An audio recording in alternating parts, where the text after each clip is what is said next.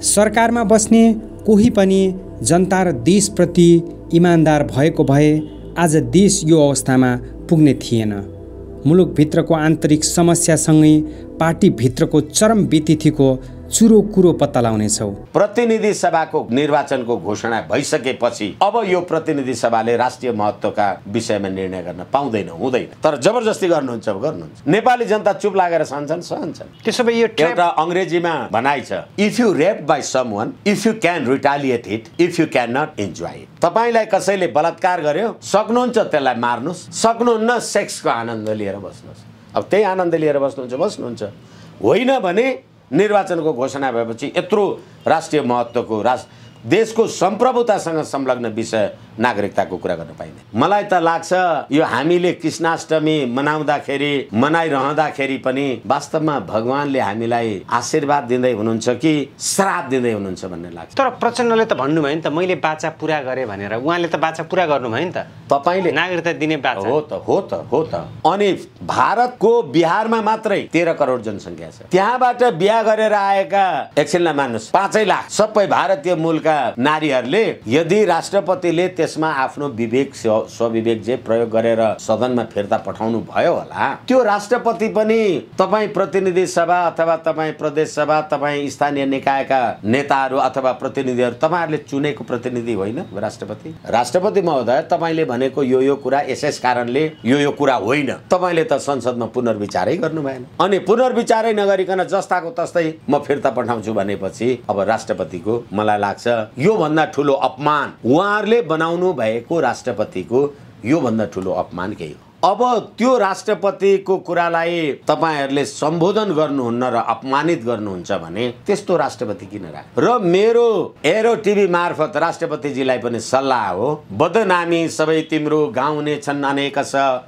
मृत्युभन्दा ठुलो हुन्छ बडाका निम्ति दुर्यस भनेर अघि हामीले कृष्णाष्टमीको सिलसिलामा कुरा गर्यौं। म त यो हतियार सत्यारको नि के गर्दिन भन्दा तैँले यत्रो राज्यको लागि कर्तव्य पुरा गरिनस् भनेर तेरो बदनामी गाउँछन् अर्जुन, तैँले त त्यो बाँच्नुभन्दा मरेको बेस छ कि युद्धमा मर कि युद्ध जित भन्नुभएको थियो। त्यसै गरेर अब राष्ट्रपतिजीलाई यो अहिले महाभारत। त्यसैले अध्यादेश र विधेयकलाई बराबरी राखेर तुलना गर्छन् यो देशका संविधानविद, यो देशका संसदविद, यो देशका राजनीति चलाउने राजनीतिकका धुरन्धर प्रकाण्डहरू।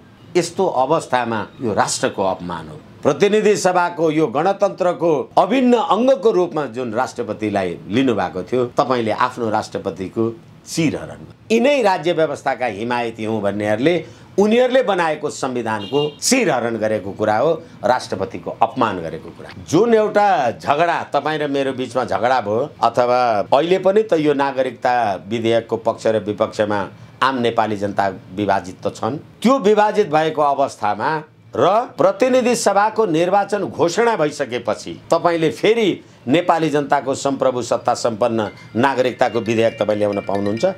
तपाईँ विदेशीको बुई चढेर एमसीसी बोकेर अथवा विजय चौथाईवाला बोकेर अनुमत्त भएर हिँड्नु भएको छ भने तपाईँलाई के भयो? 1 अर्ब 39 करोडको जनसङ्ख्या भएको देशबाट आएका मान्छेलाई, जसलाई नेपालमा बस्नका लागि प्रवेश गर्नका लागि भिसा प्रवेशाज्ञा चाहिँदैन, तिनीहरूलाई कुनै न कुनै आधारमा घुमाउ रोड उकालो ओह्रालो बाटो गरेर राजनीतिक अधिकार सहितको नागरिकता दिनुहुन्छ भने नागरिकले निर्वाचन गरेर म राष्ट्रपति, प्रधानमन्त्री, प्रधान सेनापति जे हुने जुन पदमा पुग्ने कुरा पुगेपछि अनि त्यहाँबाट मेरा माइती मावली चाहिँ भारतमा बस्छन् अनि म चाहिँ शीतल निवासमा बसेर देशको हित गर्ने।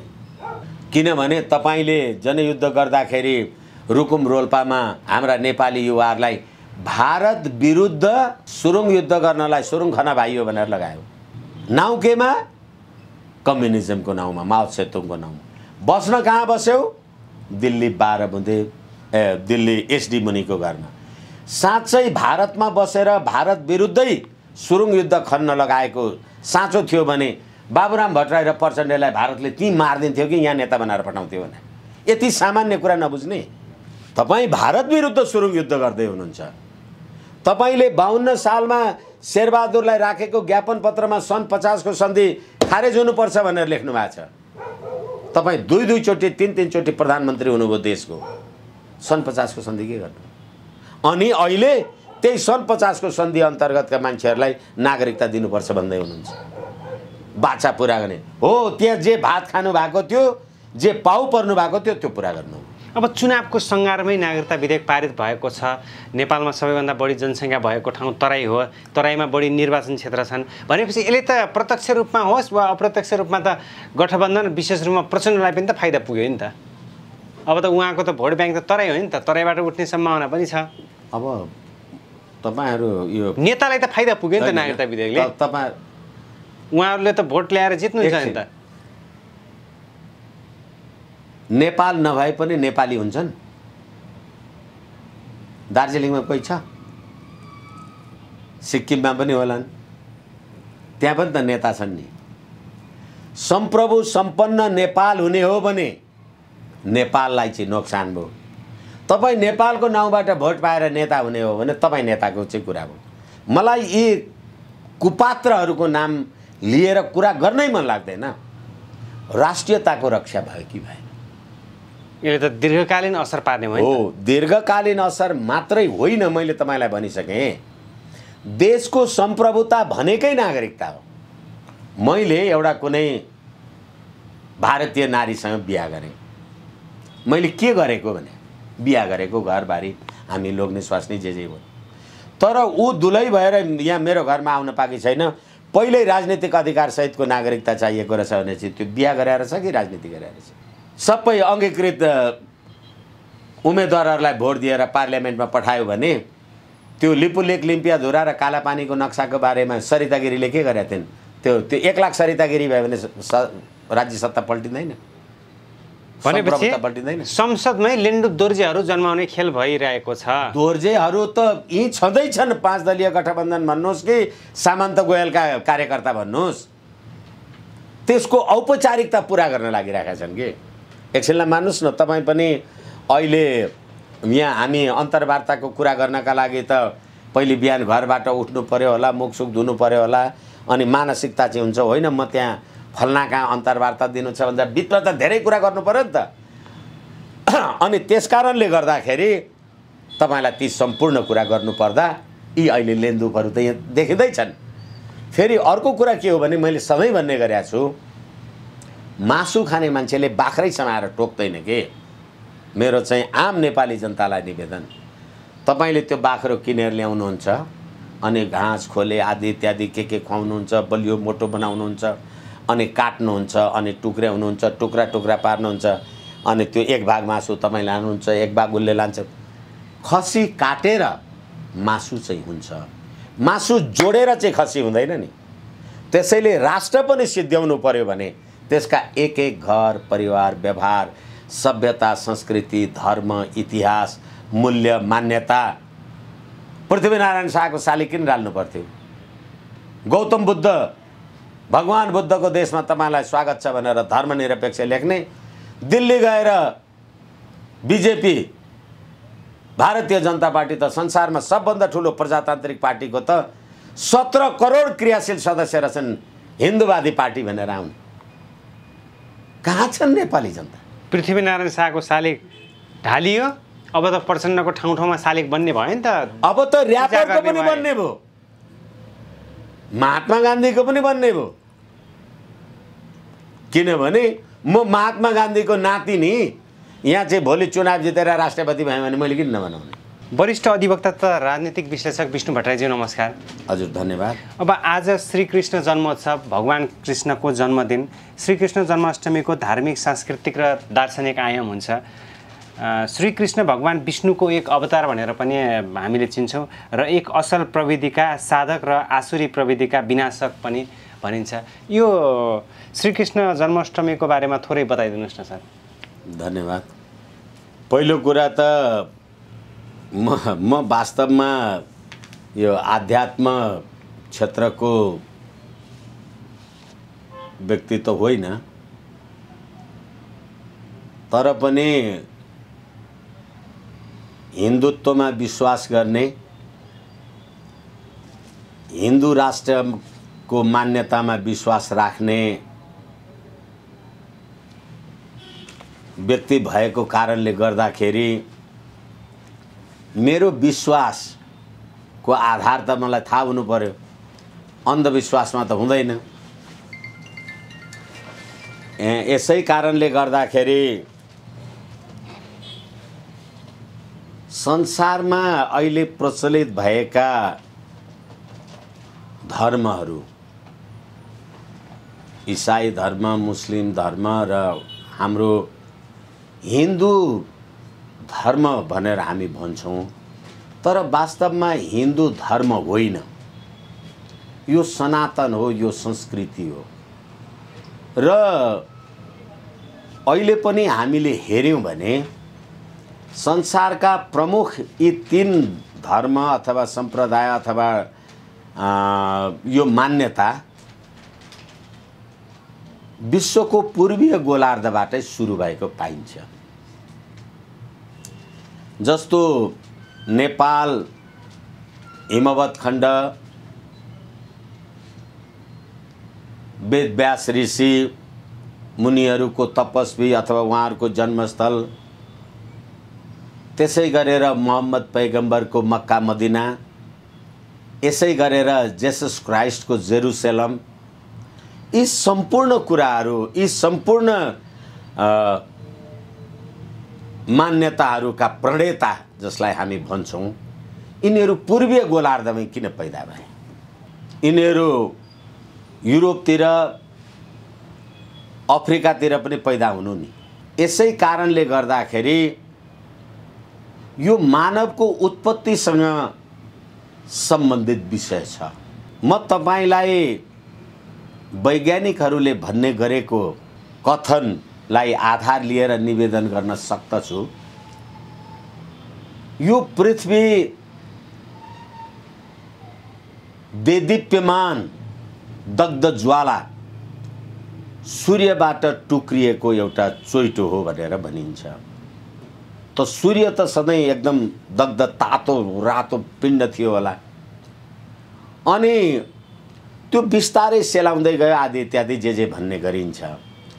यसरी त्यो तातो सूर्यको चोइटो अथवा त्यो त्यसबाट झरेको त्यसको एउटा अङ्ग सेलाउने क्रममा कहाँ सेलायो होला?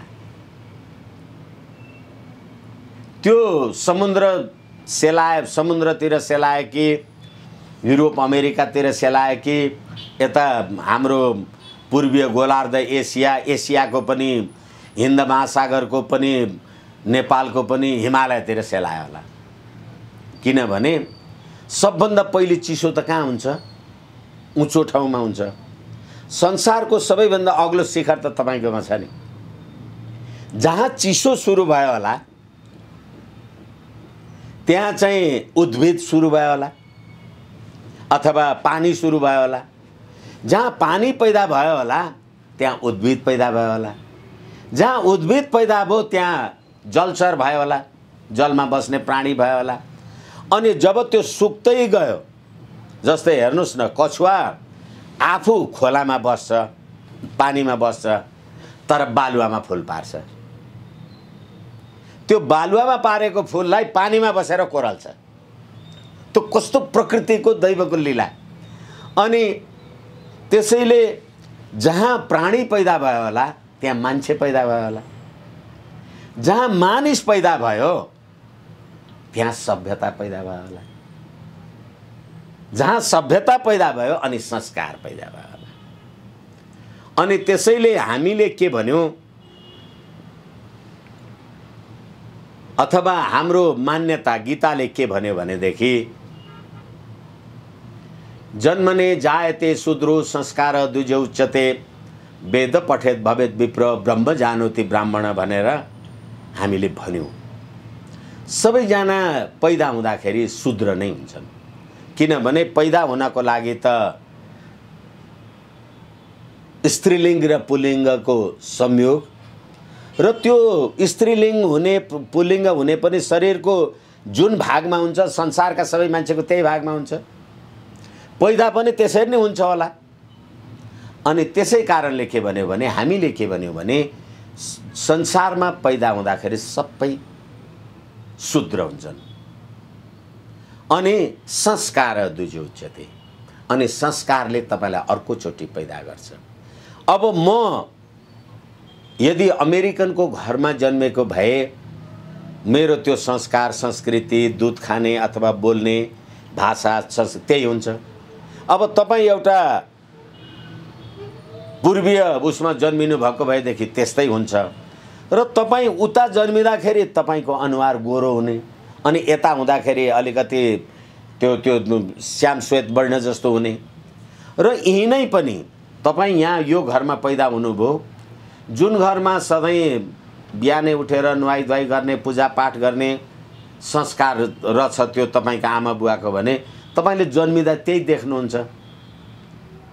तपाईँले त्यो घरमा आमा बुवा अथवा जो छ त्यहाँ घन्टी सन्टी बजाएको सुन्नुहुन्छ र त्यहाँ चण्डी पाठ गरेको सुन्नुहुन्छ।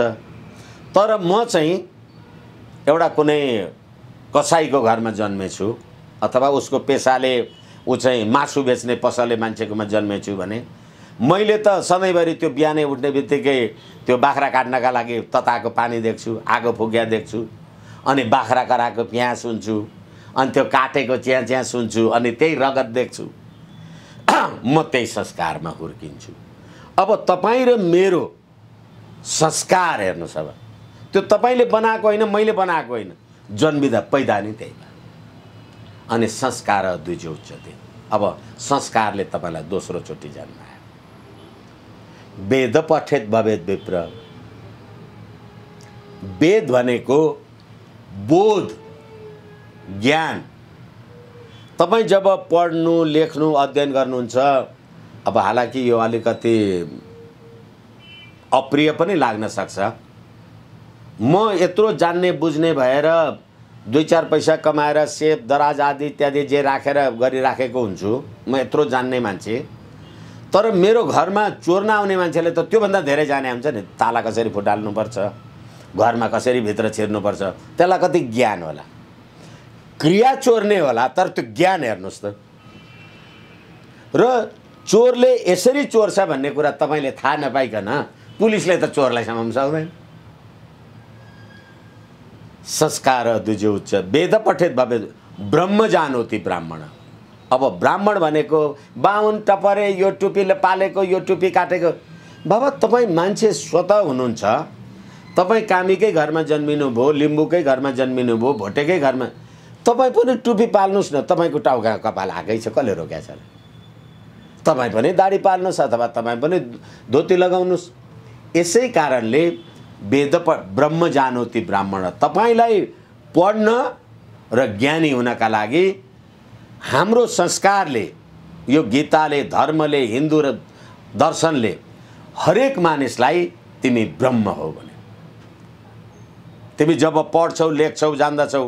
म बाहुन भएँ, बाहुनको घरमा जन्मिएँ, दिउँसै दारू खाएर सडकमा लडिराखेका हुन्छु। तपाईँ कामीकैमा पैदा हुनुभएछ, तपाईँलाई चण्डी पाठ गरेर कसले रोक्या छ र? गीता पढ्नलाई कसले रोक्या छ र?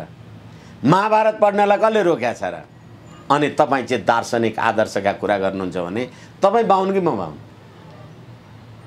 त्यसैले हाम्रो संस्कारले, सभ्यताले, मूल्यले जन्मिँदै कसैलाई कामी, दमाई, गुरुङ, मगर अथवा जे जातीय विभेद गर्छौँ हामी, त्यो जातीय विभेद त्यो हाम्रो आदर्श होइन, दर्शन होइन, संस्कार होइन। एकछिनलाई मान्नुहोस्, म वकिल, म बाहुनको छोरो वकिल, त्यो लिम्बूको छोरो पनि त वकिल हुन्छ नि, त्यो यादवको छोरा पनि वकिल हुन्छ, नेवारको छोरा पनि वकिल हुन्छ। वकिलको जात हुन्छ। यसै कारणले तपाईलाई ज्ञानी हुनका लागि हाम्रो हिन्दू दर्शन, हाम्रो सभ्यताले बाटो दिएको छ। जसरी अब आज हामी कृष्णाष्टमी मनाइराखेका छौँ, मनाउँछौँ। किन मनाउँछन् मान्छेहरू थाहा छैन, तर साँच्चै भन्ने हो भने जब महाभारतको युद्धमा अर्जुनलाई दुर्योधनका सेनाहरू, दुर्योधनपट्टि आफूसँग लड्न आएका आफ्ना आफन्त, भाइ, भान्जा, भतिजा अथवा जे नाता गोता, गुरु, शिष्य जे थिए, यिनीहरूलाई मारेर म राज्य गर्नुभन्दा मलाई राज्य सुख नै चाहिएन भनेर श्रीकृष्णले अर्जुनले भन्नुभयो। तर श्रीकृष्णले के भन्नुभयो भने होइन, असल कर्तव्य गर्नुपर्छ भन्ने मान्यताको आधारमा गीताको उत्पत्ति भयो। अब तिम्रो बुवा नै, अब हामी कहिलेकाहीँ भन्ने गर्छौँ नि, आइलागे बाबु कोसँग लड्ने, भाइ नै तपाईँलाई काट्न आयो, उसँग लापा खेला त हुँदैन। यसै कारणले गर्दाखेरि असल कर्तव्य गर्नका लागि जुनसुकै नाता गोता इष्ट मित्र हामी भन्छौँ नि, जन्मिएर आतुरे व्यसने चैव दुर्भिक्षे शत्रु विग्रहे राजद्वारे शमशाने च यतिष्ठति सबान्धव भन्छ। तपाईको बन्धु बान्धव इष्टमित्र भनेको पैदा भएर हुँदैन, जन्मिएर हुँदैन। मेरो घरमा तपाईँ म र दाजु र भाइ भएर हुँदैन। किनभने आतुरे व्यसने चैव, तपाईँलाई आपत परेको बेलामा, कुलतमा लागेको बेलामा, दुर्भिक्षे अनिकाल परेको बेलामा, शत्रु विग्रह शत्रुले खेदेको बेलामा, राजद्वारे मुद्दा मामिला झगडा लागेर टन्टामा पर्नु परेको बेलामा, आफन्त मरेर मसान घाटमा झर्नु परेको बेलामा त्यहाँ जसले साथ दिन्छ त्यही तपाईँको बन्धु। अंश लिएर दाजु र भाइ खोकुरी लिएर काटाकाट गरेका छन्, यो मेरो बन्धु, यो मेरो बान्धव भनेछ, त्यो शत्रु हो कि बान्धव हो? यसै कारण गीताले के भन्यो भने असल कर्तव्य गर्नुपर्छ भन्ने मान्यतामा गीताको उत्पत्ति भयो। किनभने श्रीकृष्णले भन्नुभयो होइन अर्जुन, तिमीले यो काम गरेनौ त्यो काम गरेनौ भने तिमीले आफ्नो राष्ट्रको लागि, तिमीले आफ्नो सिद्धान्तको लागि, तिमीले असल कर्मको लागि, यो मुलुकको रक्षाका लागि तिम्रा आफन्त भनेका पैदा भएर दाजुभाइ भएका मान्छेसँगै युद्ध गर्नुपर्छ। दाजु र भाइको युद्ध होइन र महाभारत भनेको, कौरव र पाण्डव। त्यसै कारणले दाजुले भाइलाई, भाइले दाजुलाई मारेर गीता भन्यो। मार्नु पर्छ भनेर ज्ञान दिने मान्छे को? श्रीकृष्ण। अनि श्रीकृष्णले के भने भनेदेखि असल कुराको रक्षा गर्न र खराब कुरालाई नष्ट गर्न म युग युगमा पैदा हुन्छु।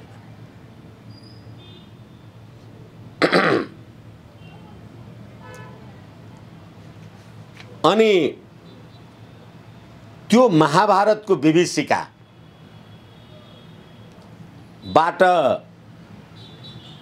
त्यो राष्ट्रलाई मुक्ति दिन अथवा आफ्नो कर्तव्य गर्नुपर्छ भन्ने ज्ञान जसले संसारमा फिजायो होला, त्यो श्रीकृष्ण अथवा त्यो चरित्र नै वास्तवमा अहिले मान्छेहरू भन्न सक्छन् नि, मान्छेहरू भन्छन् अथवा होइन भगवानले तिमीलाई श्राप दियोस् कुनै के भनेर, परित्राणाय साधूनाम विनाशाय च दुष्कृताम धर्म संस्थापनार्थाय सम्भवामि युगे युगे। अब मान्छे चाहिँ यो पढ्छन् र होइन, गीतामा श्रीकृष्णले त युग युगमा दुष्टहरूको नष्ट गर्न र सज्जनको रक्षा गर्न म पैदा हुन्छु भनेका छन्। एकछिनलाई मान्नुहोस्, म दुष्ट भएँ अरे, म दुष्टबाट समाजलाई रक्षा गर्नका लागि को? अब त्यो श्रीकृष्ण रथसत लिएर त्यो घोडा तोडा बनाएर चाबुक बनाएर आउँछन् भने हो? होइन। जब तपाईँको राष्ट्र, धर्म, तपाईँको सन्तति, तपाईँको मूल्य, मान्यता, संस्कृतिलाई बचाउनका लागि त्यो भत्काउनेहरूलाई, जसरी भगवान बुद्धको शालिग तोडेर, जसरी राजा पृथ्वीनारायण शाहको शालिग तोडेर, भगवान श्रीकृष्णका शालिग तोडेर आफूलाई साम्यवादी हुँ भन्नेहरू राज्य सत्तामा आएर हालिमुहाली गरिराखेका छन्, ती दुष्टहरूलाई नष्ट गर्न सक्ने जो त्यही हो श्रीकृष्ण। सम्भवामि युगे युगे। यसै कारण मैले सार्वजनिक रूपमा पनि के भनेको छु भने तपाईँको देशको धर्म नष्ट गर्यो, संस्था, राज संस्था नष्ट गर्यो, नेपाली जनताको एकतालाई नष्ट गर्यो, त्यो नष्टलाई, त्यस्तो नष्ट गर्नेलाई अन्त्य गर्नका लागि तपाईहरू सबै तयार हुनुहुन्छ भने सबै भगवान श्रीकृष्ण। सम्भवामि युगे युगे।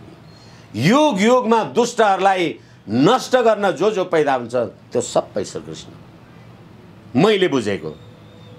त्यसैले गीता उत्पत्तिको आधार युद्धको विभीषिकाबाट थरथर डराएर अहिले धनुष बाँडसाँड सबै बिसाएर अर्जुन हात जोडेर रुन लागिराखेका थिए।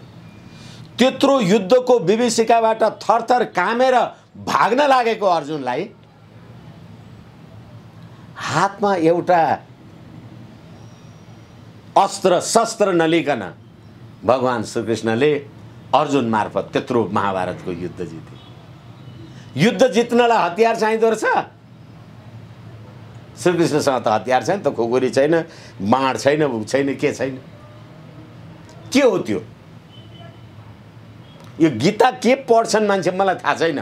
मैले निवेदन गरेँ म जानकार मान्छे होइन, तर एउटा हतियार नलिकन 17,000 अक्षौणी सेना भएको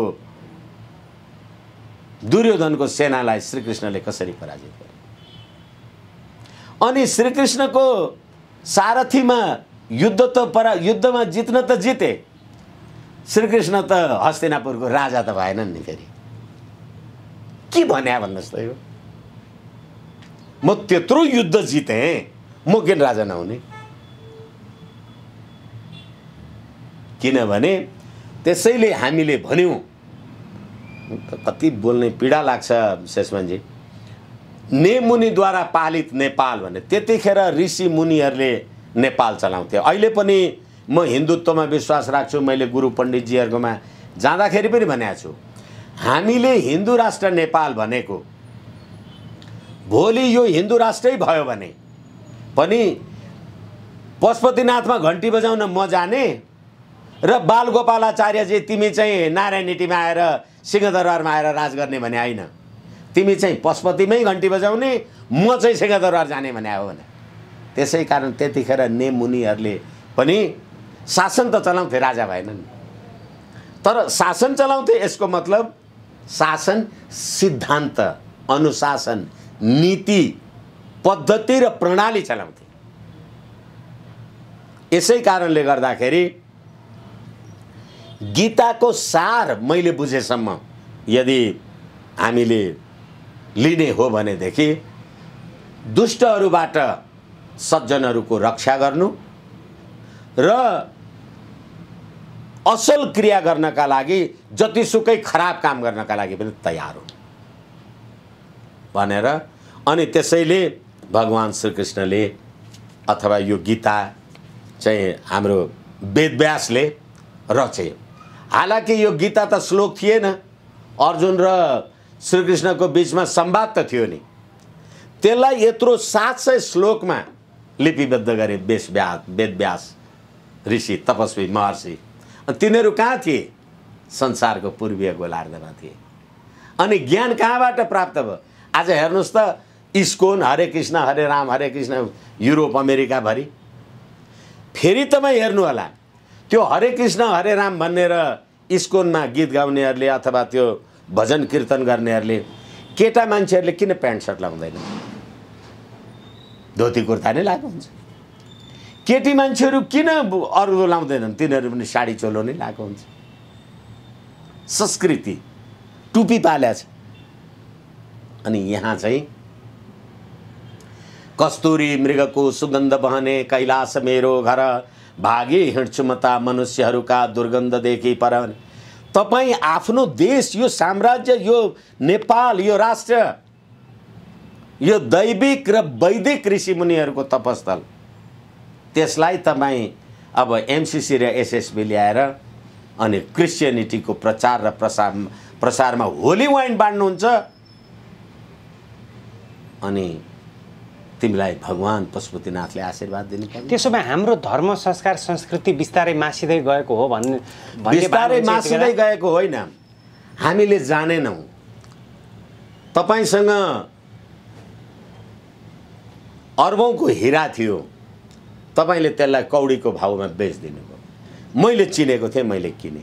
अहिले संसारमा जति हामी 2 करोड 98 लाख 97 लाख नेपाली यहाँ बस्छौँ होला, त्यसमा पनि अब हामी 84% अथवा 84% मात्रै हिन्दू होलाौँ। तपाईँ संसारका भारतमै बसेका अथवा अहिले मैले जुन इस्कोनवाला कुरा गरेँ ती हिन्दूहरूको सङ्ख्या कति होला?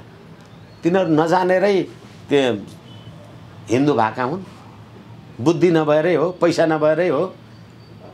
क्रिस्चियनको डलरमै बेकेर हो। डलरमा बिके पनि डलरमा पनि लेखेको हुन्छ इन गड वी ट्रस्ट, हामी भगवानमा विश्वास गर्छौँ। अनि तिमी आफ्नो भगवानलाई बेचेर हिँडेका छौ।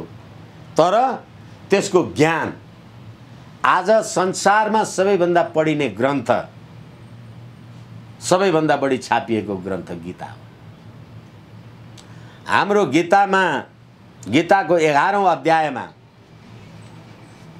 श्रीकृष्णले भन्नुभएको रहेछ, अनादि मध्यान्त मनन्त वीर्यम अनन्त बाहु शशि सूर्य नेत्रम पश्यामि त्वाम दीप्त हुतास वक्त्रम स्वतेजसा विश्वमिदम तपन्तम। हजुर आदि मध्य र अन्त्य रहित हुनुहुन्छ। हजुरको महिमा अनन्त छ। हजुरका असंख्य हातहरू छन्। सूर्य र चन्द्रमा हजुरकै आँखा हुन्। श्रीकृष्णलाई भने तपाईको राष्ट्रिय झण्डामा चन्द्र र सूर्य कसले राखे? अनि त्यो चन्द्र सूर्य अंकित राष्ट्रिय ध्वजा डढाएर तपाईँ मङ्गोल होप नेसनल अर्गनाइजेसन गर्नुहुन्छ। अनि तपाईँ बुद्धिज्मका कुरा गर्नुहुन्छ। भगवान बुद्धले कसलाई डढाए? यसकारणले गर्दाखेरि मलाई त लाग्छ यो हामीले कृष्णाष्टमी मनाइरहँदाखेरि पनि वास्तवमा भगवानले हामीलाई आशीर्वाद दिँदै हुनुहुन्छ कि श्राप दिँदै हुनुहुन्छ भन्ने लाग्छ। अब यो त भयो श्रीकृष्ण जन्मोत्सवको विशेष भाग। अब अर्को भागमा हामी प्रस्तुत हुँदाखेरि अहिले नेपालको परिपाटीलाई तपाईँले हेर्दाखेरि जुन धर्मको विषय जोड्नुभयो, धार्मिक रूपमा हाम्रो खलबलिने त होइन, धर्म संस्कार संस्कृति मासिँदै जाने त होइन भन्ने किसिमको एकतर्फ रूपमा हामीमा चिन्ता र चासो छँदैछ। अब अर्कोतर्फ हेर्दाखेरि अहिले नागरिकता विधेयकको सवाल झन् जटिल बन्यो। अब राष्ट्रपति समक्ष राष्ट्रपतिले फिर्ता गरेको नागरिकता विधेयक फेरि जस्ताको तस्तै संसदबाट पारित भयो। अब राष्ट्रपतिमाथि कस्तो प्रश्न उठ्छ? राष्ट्रपति त निरीह रहेछन् नि त। उनले पहिलोपटक फिर्ता गरे पनि दोस्रो पटक उनलाई केही हुँदो रहेनछ, सुविधा पाउँदो रहेनछन्। अब हालाकि यसबारेमा अब हुन त यो धार्मिक कुराहरू अरू 2-4 घन्टै गरे पनि नटुङ्गिने होला, त्यो आफ्नो ठाउँमा छ।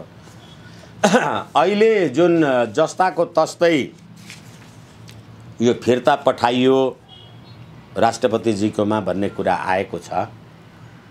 मलाई लाग्छ यो संविधानको पालना कसले गर्ने?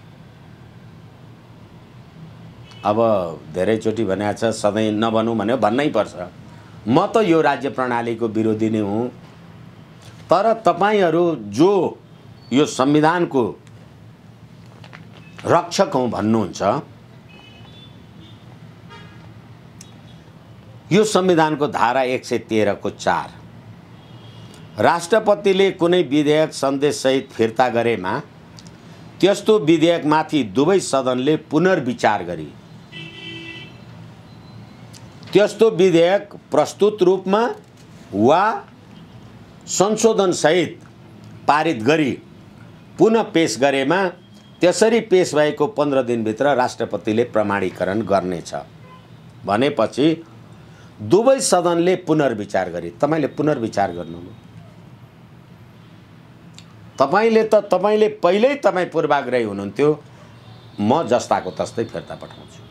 यदि तपाई जस्ताको तस्तै फिर्ता पठाउनुहुन्छ भनेदेखि संविधानको धारा 113 को उपधारा 3 किन चाहियो? यदि राष्ट्रपतिले त्यसमा आफ्नो विवेक स्वविवेक जे प्रयोग गरेर सदनमा फिर्ता पठाउनु भयो होला, त्यो राष्ट्रपति पनि तपाई प्रतिनिधि सभा अथवा तपाई प्रदेश सभा, तपाई स्थानीय निकायका नेताहरू अथवा प्रतिनिधिहरू, तपाईहरुले चुनेको प्रतिनिधि होइन राष्ट्रपति। आफै दौडेर त राष्ट्रपति भएन होला। अनि पुनर्विचार गरी तपाईले के पुनर्विचार गर्नुभयो? राष्ट्रपतिले यो कुरा भन्नुभएको थियो, यो कुराको बारेमा हामी यो निष्कर्षमा पुग्यौँ, त्यसकारणले गर्दाखेरि यसलाई तलमाथि गरिराख्नु परेन। एउटा भयो। पुनर्विचार गरेका कुरा म जस्ताको तस्तै पठाउँछु भनेपछि त्यो पुनर्विचार भयो। कसले मान्ने यो संविधान? अब ठिक छ, तपाईँले पठाउनु, पठाएपछि अब तपाईँले होइन भन्न त पाउनुहुन्न। तपाईँले त अब त्यसलाई 15 दिनभित्र जस्ताको तस्तै तपाईँले पठाउनुपर्छ। तपाईँले प्रमाणीकरण गर्नै पर्छ।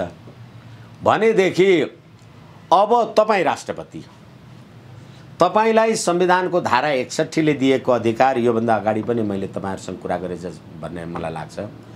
संविधानको धारा 61 को व्यवस्थाले राष्ट्रपतिले राष्ट्रिय एकताको प्रवर्धन गर्नेछ भनेको छ। अब तपाईले नागरिकताको आधारमा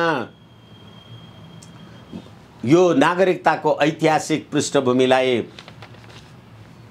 निर्क्युल गर्नुपर्छ, अथवा यसरी विदेशीहरूले नागरिकता प्राप्त गरे भने हामीले सिक्किम र फिजी जस्तो पनि देखाएका छौँ, त्यसबारेमा ध्यान दिनुपर्छ भन्दा तपाईँ ध्यान नदिकन, हालाकि त्यो शब्द राष्ट्रपतिको संशोधनमा छैन, तर त्यो कुरामा तपाईँ पुनर्विचारै नगरी जस्ताको तस्तै पठाउनुहुन्छ भने त्यो राष्ट्रपतिको अपमान भयो कि सम्मान? केही त कारण। अब राष्ट्रपतिले निर्देशन गरेको कुरा त पाल्नै भएन नि त, हैन? राष्ट्रपति गरेन। एकैछिन, म शब्दको लागि क्षमा चाहूँ। अब हामी वकिलहरू अलिक कुरा त्यस्तै हुन्छ। राष्ट्रपतिले निर्देशन गर्नुभएको होइन। राष्ट्रपतिले पुनर्विचार गर्नका लागि संविधानको धारा 113 को अधिकार प्रयोग गरेर आफ्नो राय पठाउनु भयो उहाँले। भएपछि त तपाईले राष्ट्रपतिले पठाउनु भएको रायलाई रिगार्ड गर्नु पर्यो नि, सम्मान गर्नु पर्यो। तर पालना भएन, सुनवाई भएन।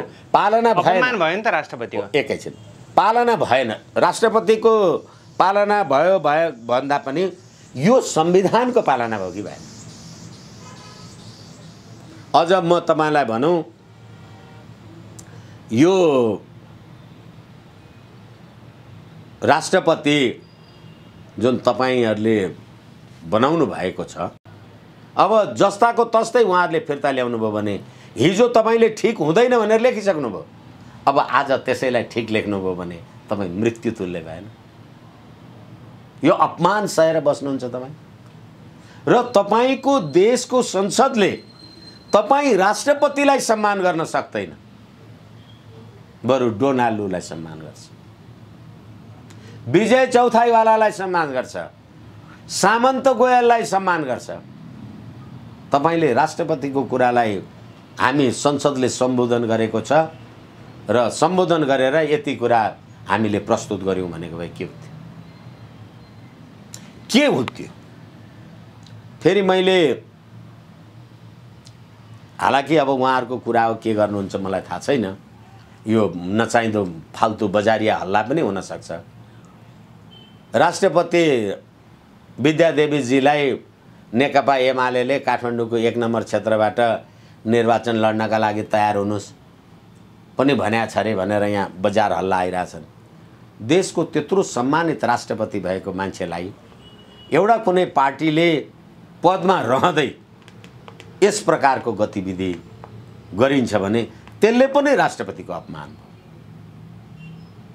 हो। र यो कुराले गर्दाखेरि मैले आम सञ्चारमा सुन्दै थिएँ, राष्ट्रपतिले हिजो अध्यादेश ल्याउँदाखेरि जस्ताको तस्तै पास गर्नुभयो, विधेयक ल्याउँदाखेरि चाहिँ पुनर्विचारको लागि पठाउनु भयो।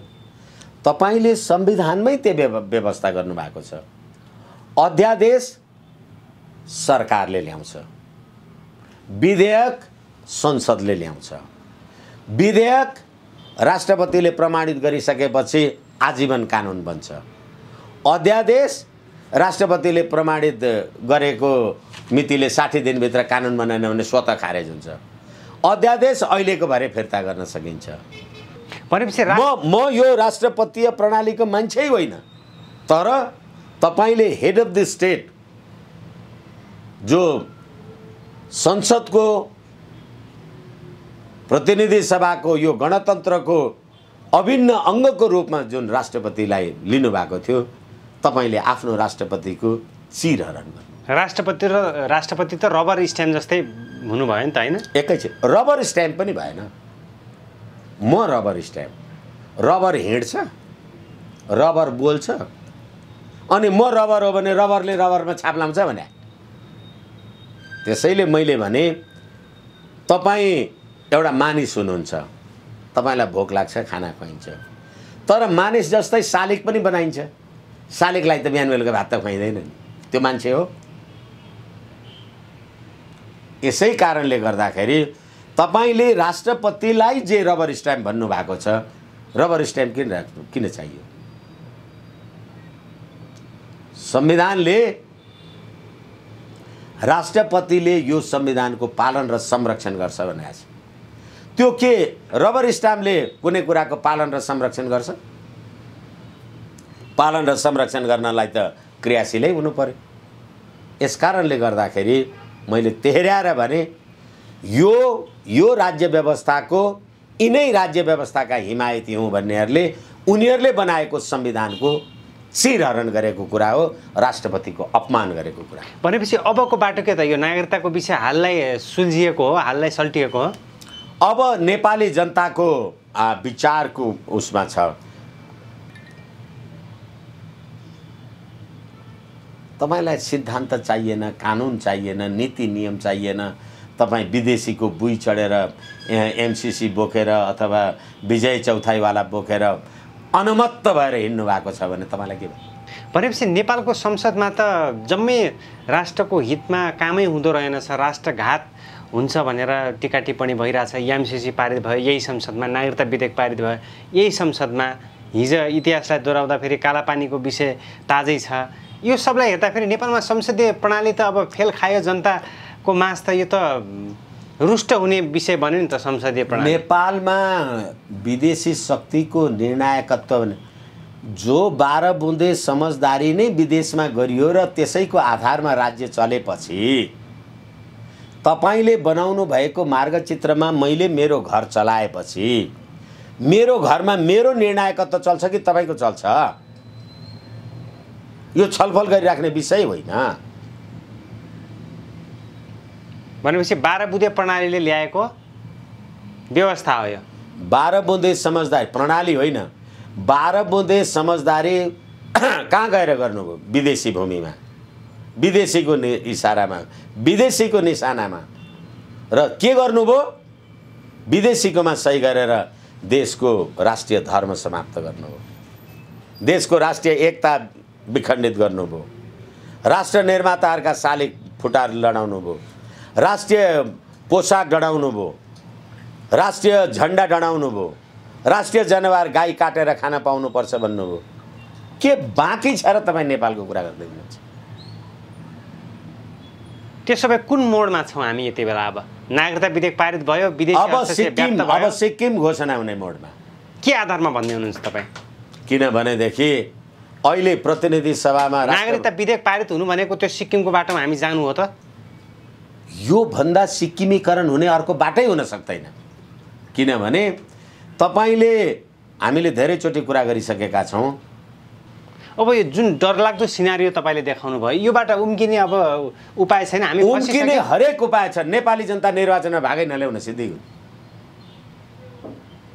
तर 90% नेपाली जनता भाग नलिए पनि 10%ले लियो भने त त्यसले त मूर्त रूप लियो नि त फेरि। हो, त्यसैले गर्दा 10% सिंहदरबारमा बस्नु, 90% हामी यहाँ बस्छौँ। त्यतिखेर तिम्रो हाल के हुँदो रहेछ थाहा भइहाल्छ। तिमीहरू उता पारी गएर बस्छौ कि यता भित्रै बस्छौ? त्यो त एमसीसीको बेला पनि देखियो नि त कस्तो अवस्था भयो। त्यसै कारणले गर्दाखेरि जनता त उठेकै हुन्। हो, त्यसै जनता उठेका हुन् होइन, उठाइएका थिए, थर्चिए। तपाईँ स्वतः उठ्नु भएको थियो भने त एमसीसीको कुनै दफा संशोधन भएन। किन मान्नु? उठाइएका थिए। त्यसो भए लाखौँ जनता उठेको खण्डमा त्यसको नेतृत्व गर्न तपाईँ तयार हुनुहुन्छ र लाखौँ जनता उठेको अगाडि बढ्न सक्नुहुन्छ? होइन, लाखौँ जनता उठेको खण्डमा नेतृत्वको कुनै चिन्तै भएन। अघि पनि मैले तपाईँलाई निवेदन गरेँ, देशको धर्म, सभ्यता, संस्कृति, इतिहास, भूगोल, मान्यता, परम्परा भने त तपाईँ अस्ति मुकेश अम्बानीको छोरीको बिहामा 6 6 अर्ब कि 8 अर्ब खर्च भयो भनेर मैले हेरेँ। तर त्यो जतिसुकै अर्ब खर्च गर्नुहोस्, हाम्रो हिन्दू संस्कार अनुसार उनको छोरी अथवा ज्वाइँ, उनको ज्वाइँले छोरीलाई 1 सुकाको सिन्दुर टाउकोमा नहाल्दी त स्वास्नी हुन्न नि। अनि त्यसैले तपाईँ त्यो मुलुकको सिन्दुर समाप्त गरेर राष्ट्रिय परिचय पत्र बनाउनुहुन्छ। टोपी लगाएर तपाईँ फोटो खिच्न पाउनुहुन्न। बाँकी छ देश। अनि नेपाली जनता कहाँ छन्? नेपाली जनता। त्यसैले निर्वाचनको बहिष्कार र कालो मुसुलाउनु। अब बाबुराम भट्टराई, पुष्पकमल दाहालहरू त उता दिल्लीमै बसेका थिए, उतै जान्छन् नि सिधै गरी। यसै कारणले गर्दाखेरि यो राष्ट्र, राष्ट्रियता, राष्ट्रिय एकता, अखण्डता, स्वाधीनता, सम्प्रभुताको चिरहरण भइराखेको निरन्तरता हो। र त्यसमा आफ्नै राष्ट्रपति, त्यो राष्ट्रपतिको यत्रो ठुलो अन्तर्राष्ट्रिय अपमान र बेइज्जत गरेर उनीहरूले बनाएको संविधान उनीहरूले चिरहरण गरेका छन् भने यी कसका पाल्तु होलान्? हुन्छ, समसामयिक विषयमा केन्द्रित भएर बहसमा सरेक भइदिनुमा विशेषतः कृष्ण जन्मोत्सवको यहाँलाई धेरै धेरै शुभकामना। यहाँको समय र विचारको लागि हार्दिक आभार। कृष्ण जन्माष्टमीको बारेमा अरू धेरै हामीले छलफल गर्न बाँकी नै छ। पछि फेरि कहिले गर्नु परे गरौँला। धन्यवाद।